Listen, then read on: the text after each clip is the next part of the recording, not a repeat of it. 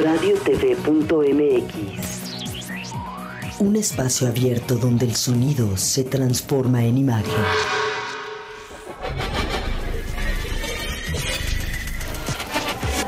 Radiotv.mx presenta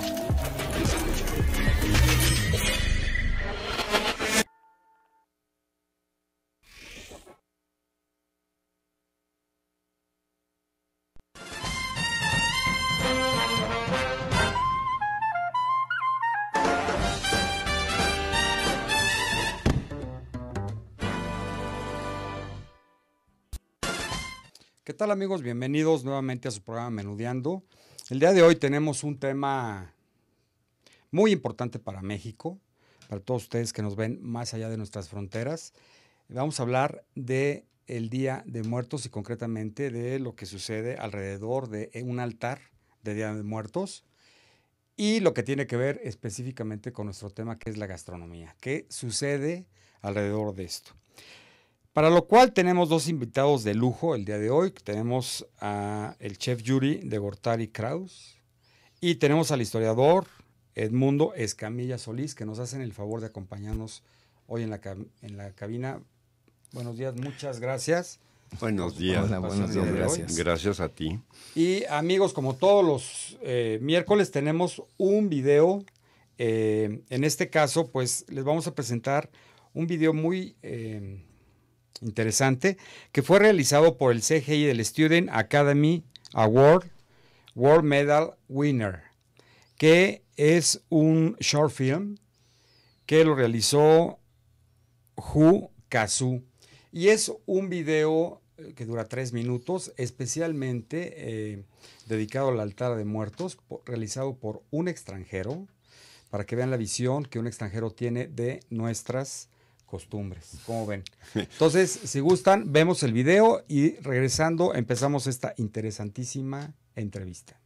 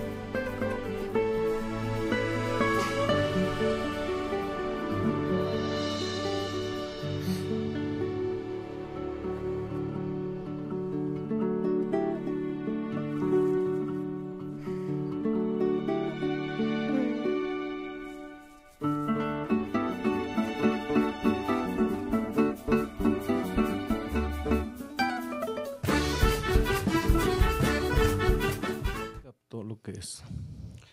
Pues amigos, espero les haya gustado este video, que a nosotros se nos hizo muy interesante. Y bueno, les voy a platicar un poquito la biografía de nuestros invitados para que se den una idea de quiénes son ellos. Ellos fundaron un restaurante muy famoso en México de 1990 al 2000, aproximadamente 10 años lo tuvieron, que se llamaba La Bombilla. Después, en el 2007, fundaron en conjunto la Escuela de Gastronomía Mexicana, Historia, Arte y Cultura, escuela especializada en cocina mexicana, única en México, que vamos a platicar ampliamente de esto al final del programa. Han editado 8 libros y supongo que va a haber mucho más. Sí. Y han realizado eventos gastronómicos y relacionados con la historia de la gastronomía mexicana en muchos países, ¿no? Y por mencionarles algunos, España, Austria, Croacia, Grecia, Hungría, Italia, República Checa, Argentina, Bolivia, Canadá, Colombia, Estados Unidos, Paraguay, Perú, Venezuela, Singapur y desde luego en todo el territorio mexicano. La Real Academia Española de Gastronomía y la Cofradía de la Buena Mesa en España les otorgó el Premio Nacional de Gastronomía, no nada más en una ocasión, en 2 ocasiones, en el 2003 y en el 2009. Asimismo, la Asociación Eurotoques les otorgó, que es la Asociación de Chefs de la Unidad Económica Europea, les ha entregado la medalla al mérito por haber realizado la difusión pues, de la comida mexicana a través de todos los países y de todas las naciones que les mencioné hace rato. Han participado en La Hora Nacional, es un programa de radio que se transmite todos los domingos, muy importante en México. Han participado por mucho tiempo en La Hora Nacional y tuvieron un programa en el canal Romal que marca las horas, que el nombre se me hace padrísimo. Sí. Se me hace muy padre el nombre que le pusieron. Y actualmente el chef, en concreto el chef Yuri, está participando en la barra de entretenimiento de las mañanas del Canal 11, concretamente los lunes, con un programa que se llama En tu Cocina. ¿Así es, Sí. chef? Sí. ¿Se me olvidó algo? No, De está todo su... casi todo. Sí, mira, es la barra matutina y es la sección de En tu Cocina. Y yo tengo los lunes, hago un programa de cocina tradicional mexicana. Antes que nada, ¿por qué la cocina mexicana? ¿Por qué no la cocina, no sé, china o concretamente la cocina de Puebla o nada más la cocina de Es muy Guerrero? fácil de contestar esto. Pues porque la cocina te tiene que salir de adentro. Y por más que aprendas una técnica francesa, japonesa, no te sale de adentro. Y la cocina mexicana te sale de adentro cuando eres mexicano y nosotros somos mexicanos. Por Sí, eso. además yo creo que a lo mejor, como dice Yuri, decía el arquitecto Barragán en el discurso que dijo allá por 1980, cuando le entregaron el premio Pritzker, que su obra era autobiográfica, ¿no? Entonces, creo que la obra de cualquier persona, un literato, un cocinero, tiene que ser autobiográfica. Una cosa es, así como Barragán decía, mi obra la han alimentado las fuentes de los conventos, los abrevaderos de los ranchos, los acueductos, pero también las fuentes que yo vi en Granada con toda la arquitectura mozárabe, todo esto. O sea, cuando haces algo o te influencia algo extranjero, que no sea por una moda, que no sea porque, mira, es para estar ahorita a la moda, porque es lo que va bien, sino porque ya forma parte de tu vida, ¿no? A lo mejor si yo soy un mexicano que vivo en Francia, que como les pasa a los extranjeros, integro esa comida francesa a mi vida ya también, y a lo mejor después de muchos años pues ya soy cocinero francés, ¿no? Y aparte en la gastronomía mexicana, digo, como ingredientes básicos o nativos de nosotros, pues nos quedaríamos con una cocina muy pobre, ¿no? No, A lo que me refiero es... pero a ver, espérame, es que ahí hay un error, porque todos se quedarían con cocina pobre, todos los países. Así es. Sí, digo, imagínate Italia sin pastas chinas y sin jitomate y mexicano, ¿no? Creo que aquí, si lo grave es que hay un gran desconocimiento, pero si leyéramos a Fray Bernardino de Sahagún, este fraile que viene a la Nueva España en 1528, la base de los tamales, moles, clemoles, pipianes, ya estaba dada, ¿no? Se enriqueció la cocina, ¿sí? Con los ingredientes que nos llegaron de afuera, ¿no? Pero pues al hablar de una cocina mexicana, una cocina francesa, una cocina italiana, pues tienes que hablar de todo lo que se va integrando, ¿sí? A lo largo es un proceso histórico, ¿no? Así como las mismas razas, las invasiones, las guerras, las migraciones, ¿no? Pero lo que yo me quería referir es en cuanto a las influencias que tú puedes obtener del exterior, ¿no? Yo hablo únicamente de ingredientes.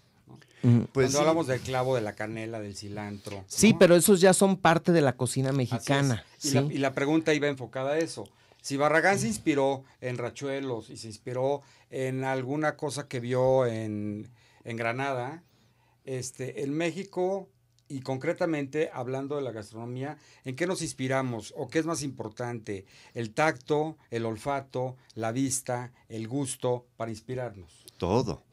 Yo creo que todo. Porque la vista, los colores, porque también el tacto, pues hay que tomar en cuenta que la boca es un centro del sentido del tacto muy poderoso, porque sientes en la boca, sientes en los dientes, sientes en la lengua, sientes en el paladar texturas y consistencias. Y los sabores y olores son muy importantes, pero... De hecho, sin el tacto no sabemos cuando algo está maduro, ¿no? Maduro. Exacto. Un melón, por ejemplo. Está caliente. ¿No? Exactamente, ¿no? Sí. Sí, yo creo que el tacto es fundamental. ¿En qué nos inspiramos entonces, chef, para crear en México una gastronomía? Uy, pues en la música, en lo que se inspira, en la música, en los olores. ¿Nos enamoramos igual en México que en París? Es que ahí depende de la idiosincrasia de cada quien. Yo creo que diferente, ¿no? Porque una cosa es llevar una serenata de José Alfredo Jiménez, sí, ¿no? Y otra cosa es enamorarte con Edith Piaf. Sí, claro que te enamoras diferente, y una cosa es que te inviten a un restaurante a comer, qué sé yo, una bulabés, y otra cosa es que te inviten a comer un chile en nogada, ¿no? Que los dos son maravillosos. Yo creo que en todos lados ahí influye la idiosincrasia del pueblo, ¿no? Que la idiosincrasia pues la conforma tu música, tus sabores, tu religión, todo. ¿Qué fue lo que a ustedes les enamoró para desarrollar la escuela gastronómica especializada en comida mexicana?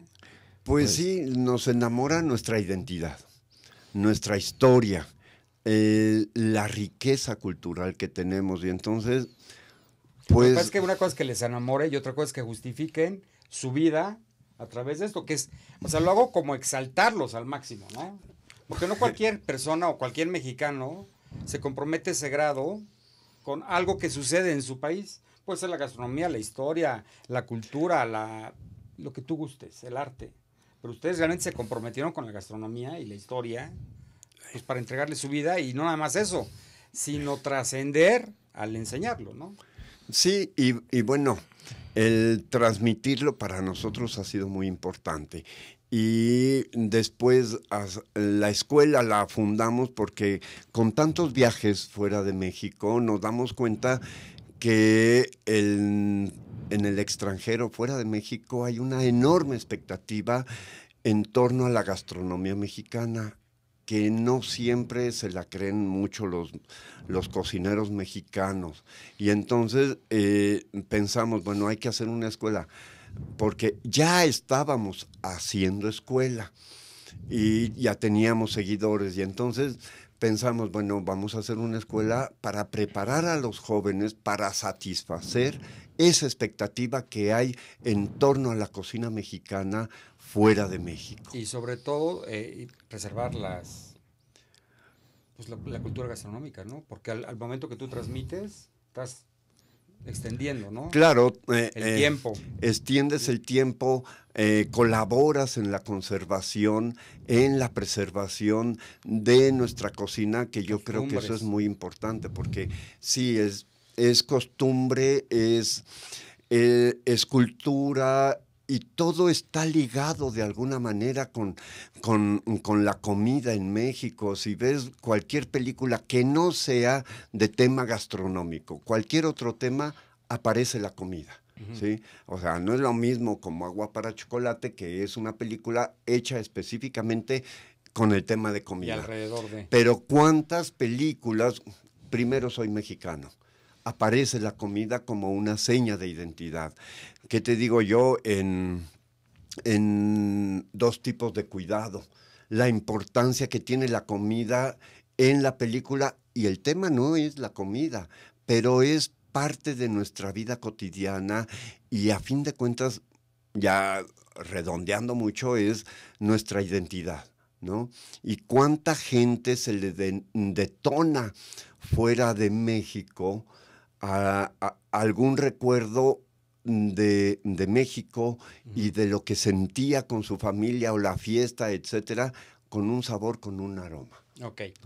Para adentrarnos un poquito en nuestro tema, vamos a tomar esto de las costumbres, y al hablar de las costumbres vamos a hablar del Día de Muertos, del altar de muertos, pero esto será regresando de nuestro primer corte. Ahorita nos vemos, amigos.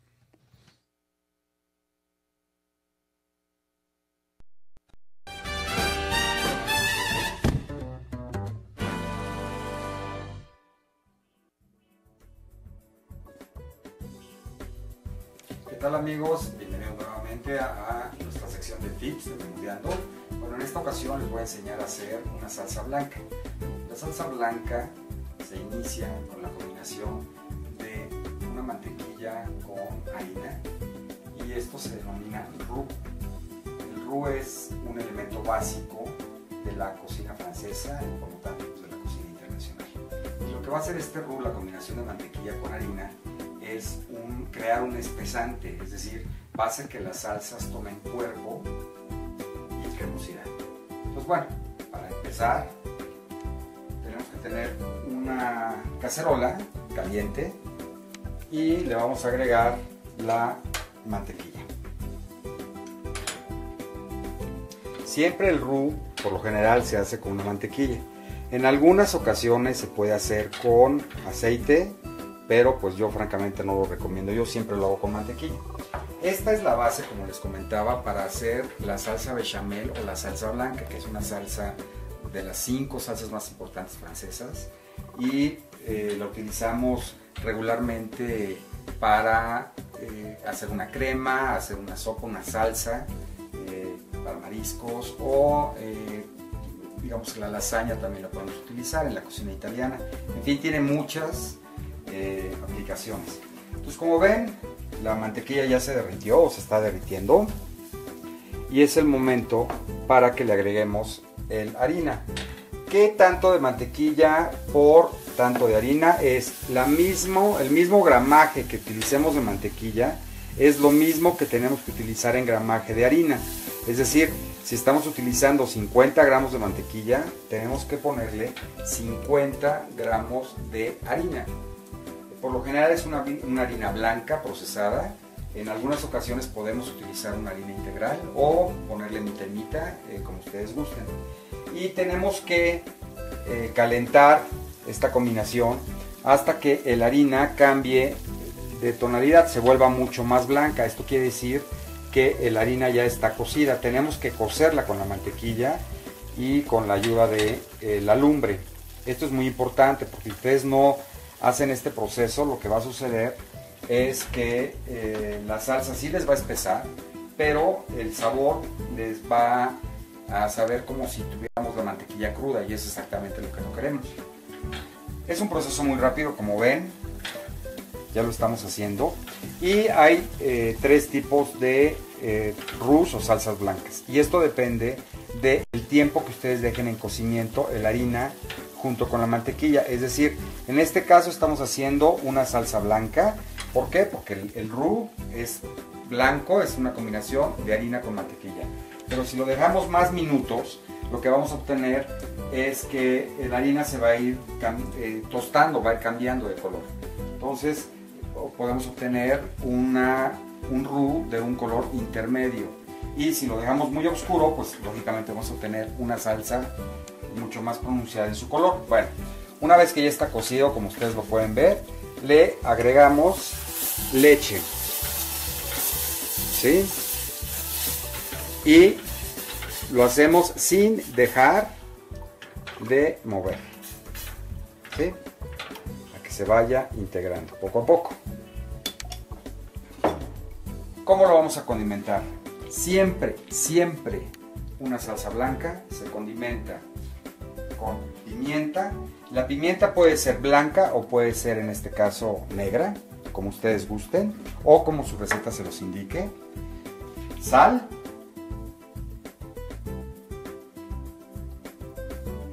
Y un ingrediente muy importante, que es la nuez moscada.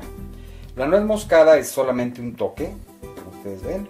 Y lo que va a hacer la nuez moscada es que le va a quitar el sabor láctico de leche y la va a convertir realmente en una salsa mucho más rica.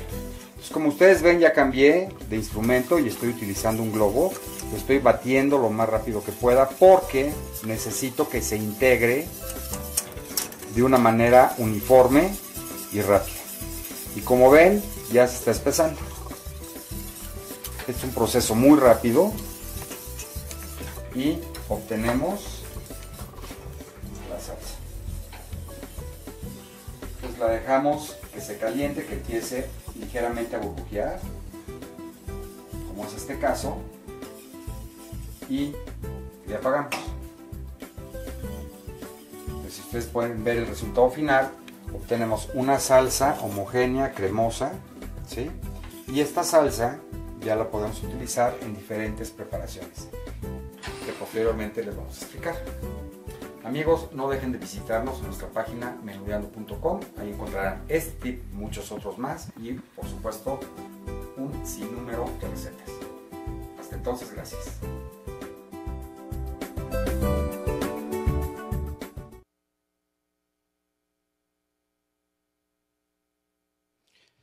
Pues seguimos, amigos, seguimos aquí en Menudeando y ahora sí nos vamos a adentrar 100% al tema del día de hoy, que es el Día de Muertos. Es que con ustedes dos podemos platicar de muchas cosas Sí. y llevarnos muchas horas. A ver, ¿qué es la muerte para México? El mundo, platícanos un poco. ¿Qué significa? Decía Rodolfo Usigli que aquí, para acá morirse era más fácil que en otros lugares, ¿no? En estudios que han hecho sociólogos, gente muy importante, ¿no? Para los antiguos mexicanos, esto, como decía el poema de Nezahualcóyotl, no para siempre aquí en la tierra, solo un instante aquí en la tierra. Si la pluma del quetzal se desgarra, si el oro se rompe, si el jade se quiebra, no para siempre aquí en la tierra. ¡Wow! ¡Qué bonito! En realidad, estar aquí en la tierra, lo importante era, todos los pueblos tienen obsesión con la muerte, la cosmogonía, el saber cuál es nuestro origen, el origen del universo, luego de dónde venimos los seres humanos. Todas las religiones dan una interpretación, dan sus mitos, los da la Biblia, los dan los chinos, los dan los mayas, y luego, ¿qué pasa después? El trascender, ¿no? Todos los pueblos nos hablan de un paraíso. Acá había dos paraísos, el Tlalocan y el Omeyocan. El Tlalocan es el octavo cielo.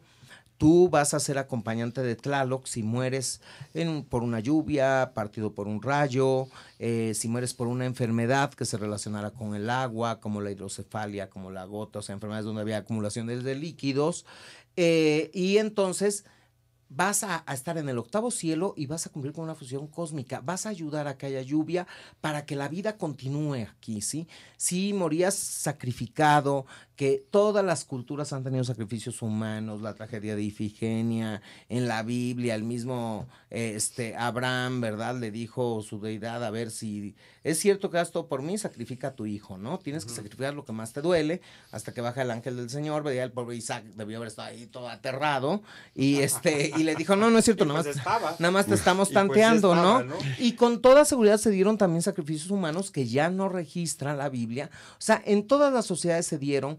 El mismo cristianismo se basa en un sacrificio humano muy sangriento, sí, porque aparte muere el pobre como criminal, sí. Y aquí tú trascendías y morías en guerra, si morías sacrificado, tú ibas a ser el acompañante del sol del mediodía al atardecer. Y había otras guerreras que morían, que acompañaban al sol. Las mujeres que morían dando vida, las mujeres que morían dando en el primer parto, eran las mujeres que iban a acompañar al sol del mediodía al anochecer. Y te ibas a Lomeyocan, al 13º cielo, ahí diario había fiestas, había flores siempre, siempre había comida, no hacía frío, no hacía calor, y a los 4 años tú regresabas convertido en ave de hermoso plumaje. Y esto es la similitud de muchas culturas, ¿no? Es exactamente lo mismo que los Campos Elíseos, el paraíso de los griegos, ¿no? Que pues a los Campos Elíseos iba el justo, no es así, ay, tú pecador, tú es lleno de culpas, ¿no? No, sino el justo es aquella persona que no le ha hecho daño a nadie física, psicológica, materialmente, digo, a lo mejor ha hecho un desgarrate de su vida, pero no ha dañado a nadie, ¿no? Entonces también se iba a los Campos Elíseos. Entonces la muerte se deseaba, se esperaba, sobre todo este tipo de muerte. Estar acá era una transición y a veces no precisamente afortunada, ¿sí? O sea, entonces, este sentimiento viene en el siglo XVI el cristianismo con un sentimiento de culpa, con un sentimiento de dolor, con un arrepiéntete, pero yo te digo, ¿cómo estás pecando, no? En la Edad Media Europea, digo, somos simios, a los simios nos encanta tocarnos, esculcarnos, vernos, observarnos, entonces resulta que como venimos del pecado original, si tú te tocas, si tú te ves, si tú tienes una relación sexual es pecado y entonces te llenan de culpas, y tú con culpas controlas hasta un pueblo, ¿no? No nada más a los hijos, ¿no? Con culpas y miedo. Entonces, este sentimiento estuvo como permeando sobre todo a las clases altas, que eran los criollos, que eran los españoles, pero en el siglo XIX, cuando logramos nuestra Pero, perdón, una pregunta, ¿pero se veneraba la muerte en los pueblos prehispánicos? No, por ejemplo, esto de la Santísima, esto viene de Europa, de la Edad Media, ¿sí? No, se veneraba al difunto, no en sí a la muerte, a los difuntos, así como los romanos tenían sus lares, los lugares paternos y les hacían 2 fiestas al año, aquí les hacíamos 2 fiestas al año a los difuntos, una en julio y otra en agosto. En julio era para los muertos chiquitos, como ahora tenemos el 1 de noviembre, y en agosto era para los muertos adultos, ¿no? Como tenemos ahora el 2 de noviembre, ¿no?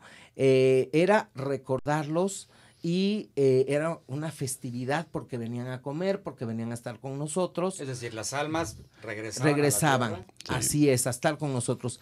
Viene, claro, la religión católica ahí se hizo ojo de hormiga porque entre la población era más indígena, más castas con origen negro, asiático, entonces prevalecía este sentimiento indígena. En las clases altas económicamente hablando, donde la gente era más criolla, era el Día de los Fieles Difuntos era un sentido luctuoso, se tapaban los espejos, se rezaban responsos para sacar del purgatorio, que ahora ya nos dijo el anterior papa que no había purgatorio, tanto está fregando para ver si sales y ahora te dicen que no es cierto, quéjele que no.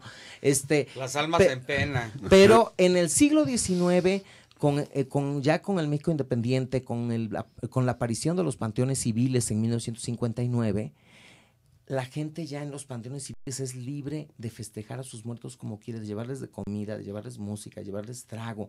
Entonces, gana el sentimiento indígena en el México independiente. Y luego tenemos, bueno, pues a un hombre que está cumpliendo 100 años de su fallecimiento, José Guadalupe Posada, que refleja perfecto ese sentimiento en su Calavera Catrina, en su Calavera Pulquera, haciendo crítica política. Es festejar a la muerte en México, es festejar a la vida. Es un festejo en realidad de la vida a través de la muerte. Ok, entonces, para resumir un poquito para todos aquellos que nos están viendo más allá de las fronteras de México, nosotros celebramos el 1 y el 2 de noviembre, sí, lo que le llamamos la fiesta de muerte. Y en España es el Día de los Fieles Difuntos, Ok. ¿no? O sea, en todo el mundo cristiano son las fechas que impusieron los españoles, los europeos, ¿no? Porque hubo un papa llamado, un abad de Cluny, Odilon de Cluny, que en el siglo X estableció el Día de los de Todos los Santos y el Día de los Fieles Difuntos. Ok. Entonces, para ellos es una cosa luctuosa y ya nadie va en España, pues ya nada más van a los panteones los gitanos, ¿no? Pero en concreto en México, ¿qué? El primero que se celebra y el 2. ¿Cuál es la diferencia entre el primero y el 2? Los muertos niños, los muertos chiquitos El primero. y los muertos grandes, sí. ¿Qué les parece? Con esto nos quedamos, nos vamos a la receta del día de hoy, que es un delicioso pan de muerto. Regresando, continuamos con esta entrevista.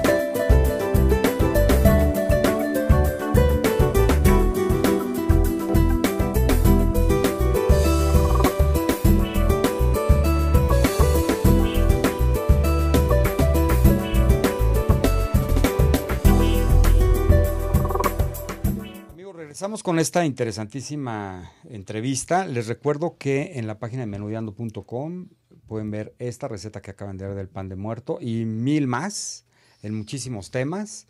Vegetariano, bajo en grasas, repostería, en fin, muchísimas cosas. Videos, tips gastronómicos, etcétera. Ya somos casi 50,000 los que pertenecemos a la comunidad de Menudeando. No dejen de checarnos por ahí.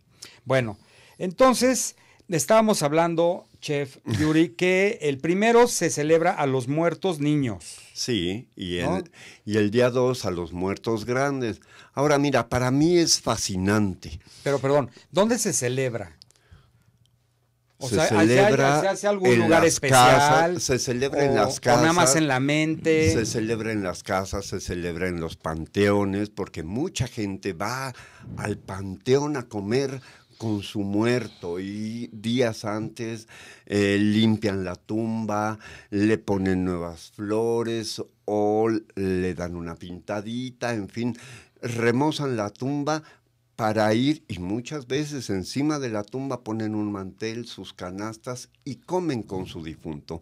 Esto para mí es muy importante. Bueno, Para los mexicanos es muy importante la fiesta de muertos, para nosotros en la escuela, para Edmundo y para mí, porque es una muestra palpable de lo que es el sincretismo en nuestra cultura. Sí. El sincretismo que va más allá del mestizaje y obviamente mucho más allá de ese abominable y hueco término de fusión. A mí me parece que eso no dice nada y es una payasada, pero al hablar del sincretismo, donde no sabemos hasta dónde llega lo occidental, lo cristiano y hasta dónde llega lo antiguo y pagano de nuestra cultura y de nuestra celebración de fiestas. Y gastronómicamente es maravilloso porque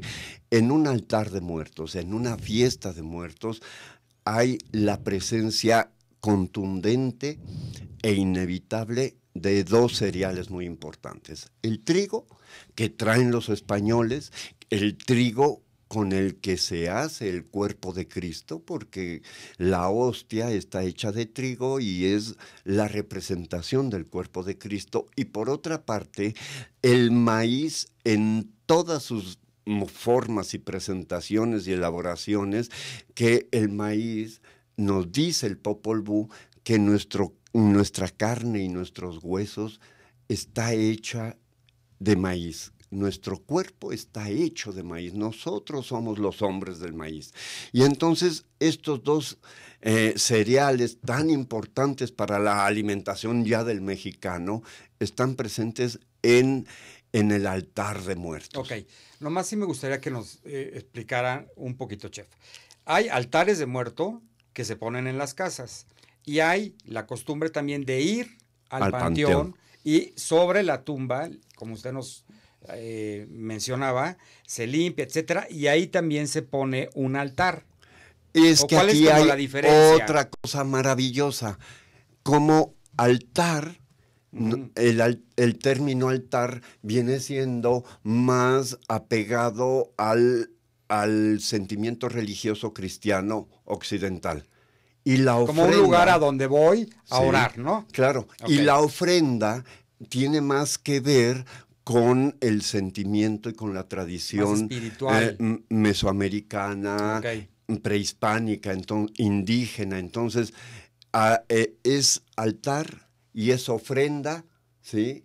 Tiene esa ambivalencia o incluso se usan los dos términos para designarlo. ¿Pero a usted cuál le gusta más decir? ¿Puse una ofrenda de muertos o puse un altar de muertos? Yo puse altar y ofrenda. Ok. O sea, ¿por qué un altar? Porque tiene la presencia de un crucifijo, de una Virgen de Guadalupe o de una Virgen del Carmen, y por otra parte es una ofrenda porque estamos ofrendando a nuestros muertos un mole, una arroz a la mexicana, un tamal de frijol. Esto es lo que, a ver, vamos a para que la gente entienda.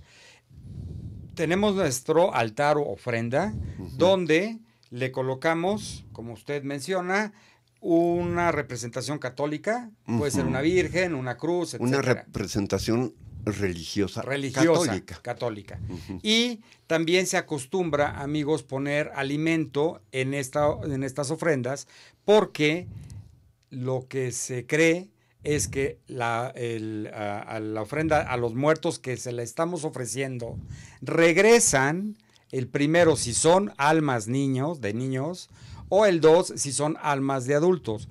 Regresan a convivir unas horas con nosotros y por eso se hacen estas ofrendas. Y a comer, porque se supone que los difuntos, el alma de los difuntos, cuando viene a visitarnos, come el espíritu de esos platos. Y come exactamente lo que en vida le gustaba más. Así es. ¿No? En términos generales, pero también siempre aparece el plato festivo, como puede ser el mole. Ahora platíquenos o pueden ser los tamales. ¿Qué hay en un altar? Porque empezamos, siempre dicen, le tienes que poner un vaso de agua.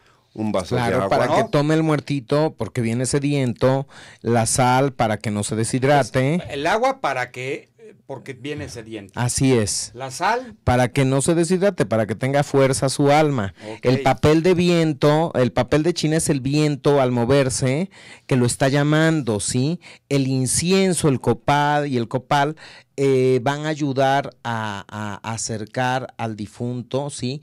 Al altar que se le está poniendo, ¿sí? Y a llamar la presencia de Dios. Que es como muy espiritual. El copal, ¿no? Así es. Sí. Y Y luego las tenemos velas. las velas y el cempasúchil van a iluminar el camino, ¿sí? Del difunto para que llegue al lugar donde se le está llamando y conviva con nosotros. Y claro, está la comida, esta festiva que decían, y la que le gustaba al difunto, y el trago espirituoso que le gustaba al difunto, para que le den ganas de regresar, ¿no?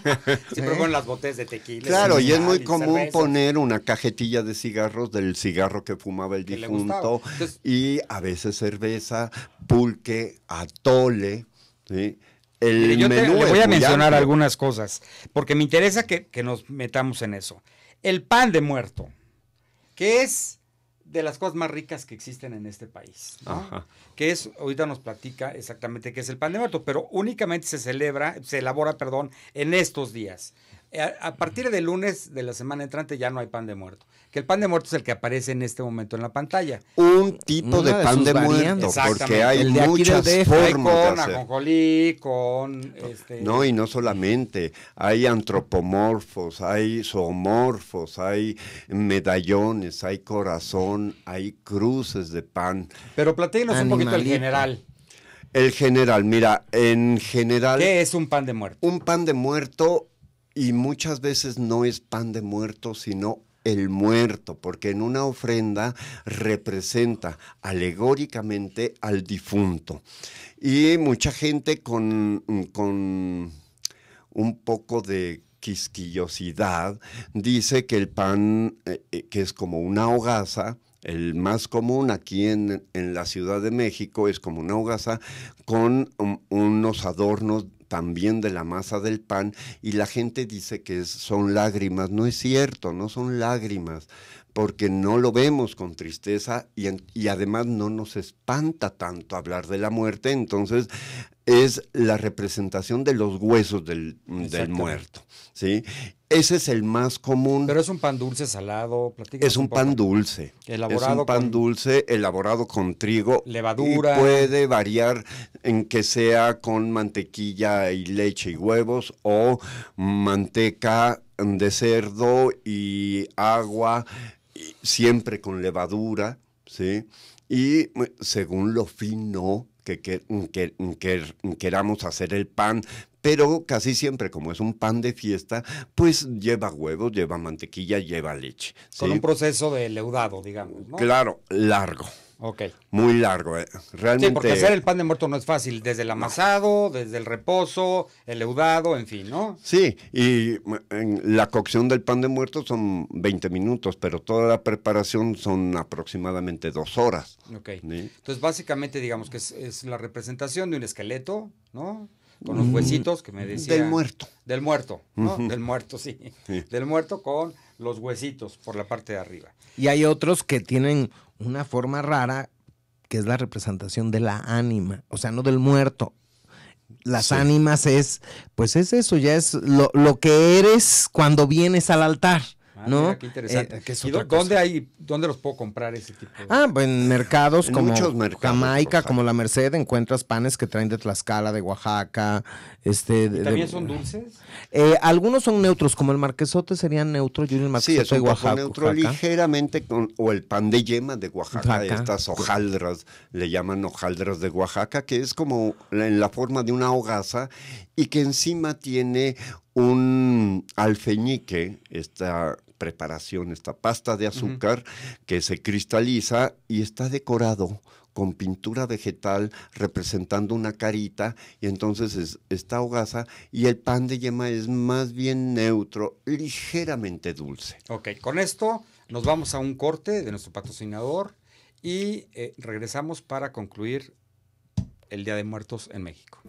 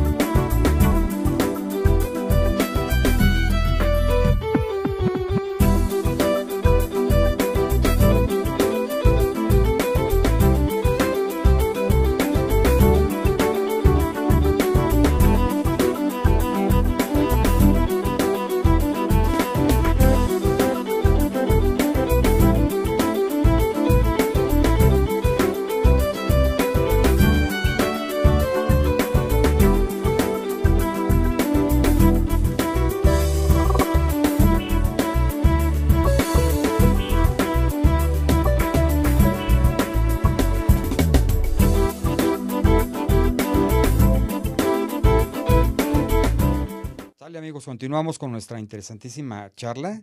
Y bueno, entonces ya vimos lo que es el pan de muerto. ¿Qué otra cosa se ofrece en un altar o se pone? Mira, hablábamos de la presencia del maíz y hay tamales específicamente para Día de Muertos. En Veracruz, por ejemplo, se usan unos de frijol con hoja de aguacate y envueltos en hoja de plátano. Hay en Oaxaca unos que son como un caracol precioso porque son de frijol. La masa de maíz, el frijol, se extiende, se enrolla y se cuece y queda como un caracol precioso. Wow. Hay otros de frijol también, que se revuelve el frijol con la masa y se le pone pasote y se le pone un poco de chile. ¿Y este tipo de tamales ustedes los enseñan en su escuela a Sí, elaborar? mira, ayer, por ejemplo, tenemos un diplomado que a nosotros nos apasiona, aparte del de especialización en gastronomía mexicana, en cultura y gastronomía mexicanas, tenemos uno ahorita que es festividades y cocina regional. Y los alumnos ayer en su clase práctica, que fue de 5 horas, prepararon todo el menú para el altar de muertos y montaron el altar de muertos. O sea, en la escuela de ustedes ahorita hay un altar de muertos. Así es. Por a cualquier persona que quiera ir a ver. Pues sí, vamos y le va a gustar. Está muy bonito está abierto hoy hasta las 8 de la noche, mañana jueves hasta las 8 de la noche y el viernes hasta las 5 de la tarde. Ustedes están en Coahuila número 207 en la Roma. Así es. Sí. Y claro, también el atole. Hay atole blanco y el champurrado, ¿sí? Que es el atole de masa con chocolate y en especial, por ejemplo, un dulce de camote, de un camote morado, ¿sí? Que la carne es morada y que solamente... ¿Y eso dónde consigue usted el ingrediente? En los mercados. Ahorita es la época del camote morado, ¿no? Sí. Y aquí algo muy importante es que, por ejemplo, ya montaron el altar, prepararon todos sus platillos, pero este diplomado que es el de tradiciones, se da una clase previa de teoría, por ejemplo, los tamales. Bueno, el tamal es un platillo festivo, que el antecedente más antiguo lo tenemos desde hace 1600 años. Cómo los franciscanos le ponen la manteca de cerdo para hacerlo un platillo cristiano. Una de las primeras pruebas que te hacía la Santa Inquisición para ver si eras judío era el que comiera cerdo. Y al cristianizarlo lo ponen. Ese dato está. Lo ponen en los tamales, para que así ahora los tamales, antes se les daban a las deidades prehispánicas, se incluyeron los tamales en las fiestas sacramentales como el bautizo, primera comunión. O sea, todo lo que hay atrás en este diplomado y también en el diplomado de especialización, que es de 11 meses. ¿El diplomado cuándo empezó? O sea, si yo quiero inscribirme, ¿cómo le hago? Bueno, tenemos en febrero un diplomado intensivo, dura un mes, son 5 horas a la semana. No, el día 5 sesiones, son de 5 horas. 5 sesiones, o sea, de lunes a viernes 5 horas diarias. El día de hoy está terminando uno que vino gente de Venezuela, vino gente de San Diego a estudiar, hemos tenido gente que viene de China. Es teoría con práctica, visitas a museos, visitas a mercado. En febrero tenemos ese intensivo de un mes, tenemos uno de 11 meses, va mucha gente que estudió gastronomía, van chefs de restaurantes a especializarse, empieza uno de 11 meses y nada más es un día a la semana. Las damos Edmundo y yo. Okay. Edmundo da la teoría y yo doy la práctica siempre con un profesor, siempre con un profesor adjunto, ¿no? Okay. Por ejemplo, ayer tuve 2 adjuntos, Gabriela Viedma, la coordinadora académica, y Jesús Roldán, los 2 chefs, y Jesús Roldán, que es el coordinador de cocinas, que son mis fundamentales profesores adjuntos para ayudar, a auxiliar en la cocina. Okay. Y bueno, mira, mucha gente nos verá o nos estará oyendo ahorita que no vive en México, pero en el sitio web de la escuela hay fotografías del altar de muertos para que puedan darse una idea de Chef, cómo es. Repítanos, ¿cuál es su sitio web? Es www.esgamex.com. Ok, ahorita está apareciendo en estos momentos en pantalla.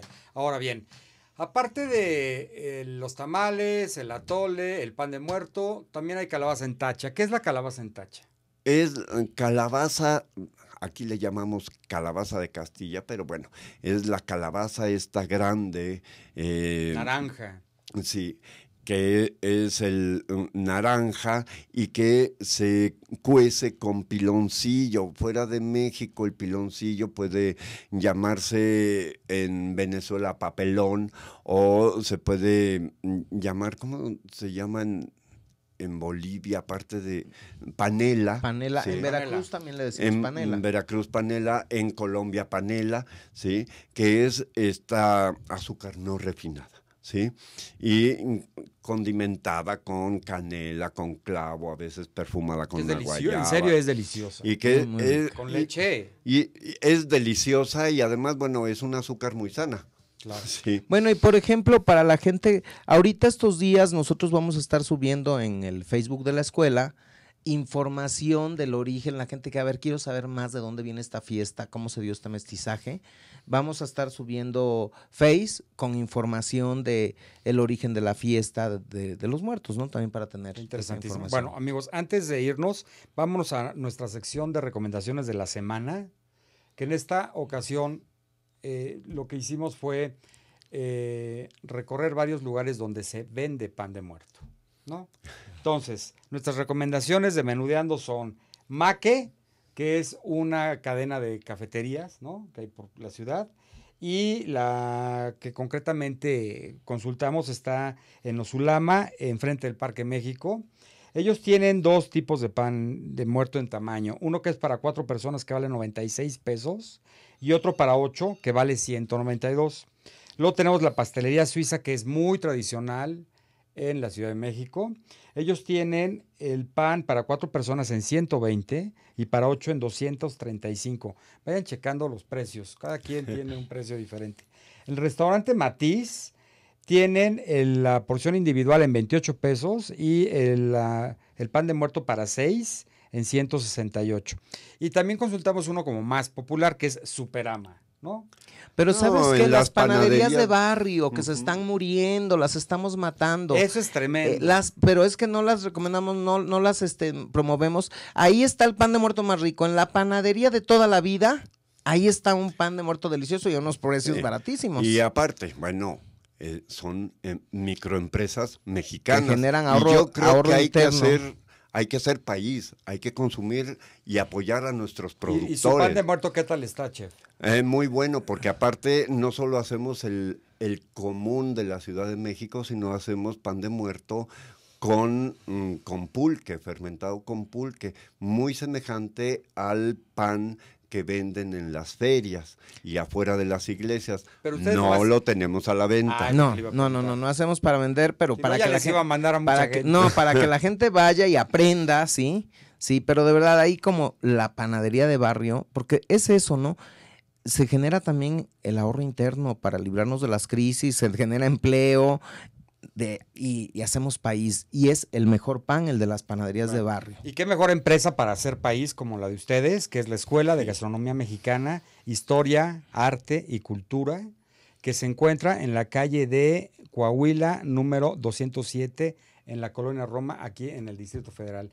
Realmente les quiero dar mucho las gracias. Fue un honor tenerlos, No. verdaderamente. Gracias. Y me encantaría invitarlos para futuros programas. que Cuando podamos gustes. platicar de 1000 cosas. Cuando gustes venimos, platicamos de cientos de cosas. Mil gracias. Gracias. Amigos, les agradezco mucho su presencia el día de hoy en Menudeando. Nos vemos el próximo miércoles con otro tema y otros invitados súper interesantes. Hasta entonces, muchas gracias.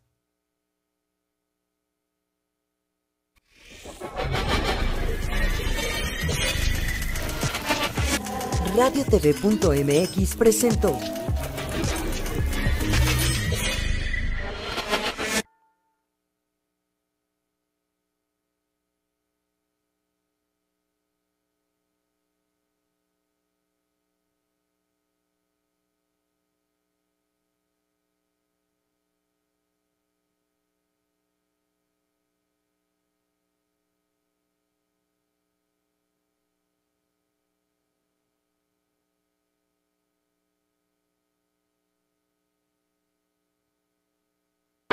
radiotv.mx. Un espacio abierto donde el sonido se transforma en imagen.